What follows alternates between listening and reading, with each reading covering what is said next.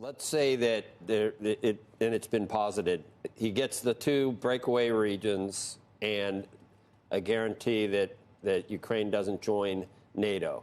Number one, would that be a mistake because it appeases him and sort of says, go ahead, a minor incursion is all right, although it's happened in Crimea already.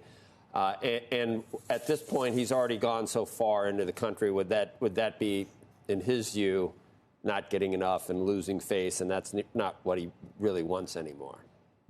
Yeah, it's a great question. So first, on how to read Putin, I think we're all grasping. I think he's probably going for a more maximalist outcome here, but he also knows he's going to sacrifice his economy for the rest of his presidency if he does that. And he may have resistance for months or years from the Ukrainians. So whatever his desires might have been to annex Ukraine or install a Lukashenko-like regime, similar to the one in Belarus, I don't know that he really believes that's easily attainable any longer.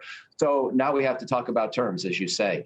I hate to see the Donbas region go to Russia or become independent. Even in the war of the last 8 years, only part of the Donbas region was controlled by separatists, and that was really a Russian effort. That wasn't necessarily the people of Donbas who wanted that outcome. So I don't know if I'd trade on that one. It's going to be President Zelensky's decision. I do think that Ukraine can find alternatives to NATO membership. NATO membership wasn't going to happen anyway. In my judgment, it was always a bad idea. We should be willing to rethink bad ideas.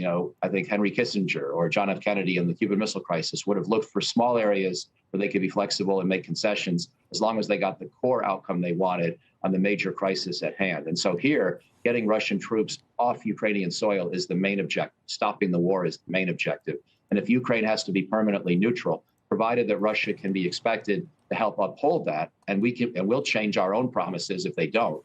Maybe we will bring Ukraine into NATO if Russia violates this kind of an understanding. I think that's the kind of rough deal you can envision. And then Russia would have some of the sanctions lifted. We could go back to trying to recover.